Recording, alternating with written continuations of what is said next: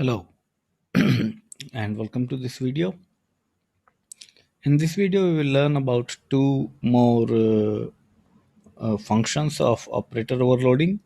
One is for deletion of object and another is for invoking object as a function. So if you remember our counter class from class methods and static methods, then we had this function without the function overloaded for dull. So for time being, let's comment out this function. Now, if you see, we create four objects x, y, z, and x again, and we print number of instances, the class level variable. So it will print 1, 2, and then 3, 3 times, and then it will print 4. But note that when we create the x object here for the second time, the first one will be internally deleted by Python. So let's see first how it works without the dull function being overloaded. So we run this. So it prints 1, 2, 3, and then 3 it prints 3 times, then it prints 4 because of the fourth object being created. Now let's delete this guy and let's run this. So how it will work is first it will delete x here.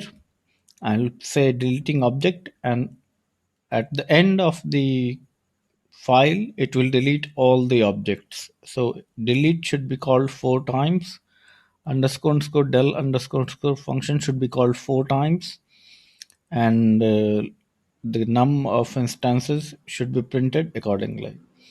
So let's see that. So you see that it printed number of instances, then it deleted x here, x is deleted, then it prints number of instances again, and this is the deletion of x, y, z at the end of file. You can invoke this manually also. For example, let's see this. We can say that dull x and it will delete x. There you go. If you want, you can print a number of objects here as well.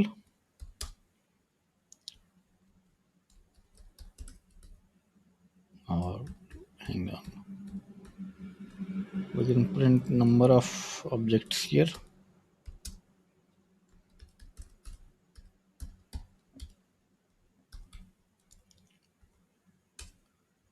And it shows the value in decreasing order.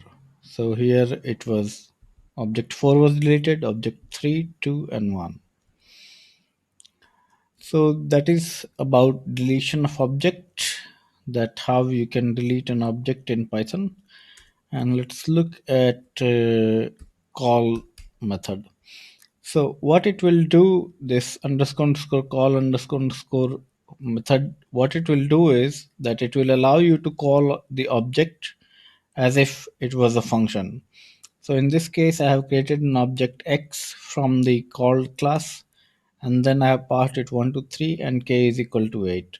To receive the values, I have used args, which will receive the arguments without a dictionary, and the dictionaries are received in kwargs. So this method signature will be able to intercept all kinds of arguments which you pass to it. So let's see this, how it works. So as you see, when you invoke the method on object, it prints the arguments. So these two functions can be used to overload interesting objects. Del is quite important because when you create some functions or methods, or you have class level variables, then del becomes mandatory to manage the state of object when you delete those objects. So this is the last video of operator loading. Now we will see in detail how object-oriented programming works in Python in next few videos. If you have liked the information presented in this video, then please like the video and subscribe to the channel. Thanks a lot for watching.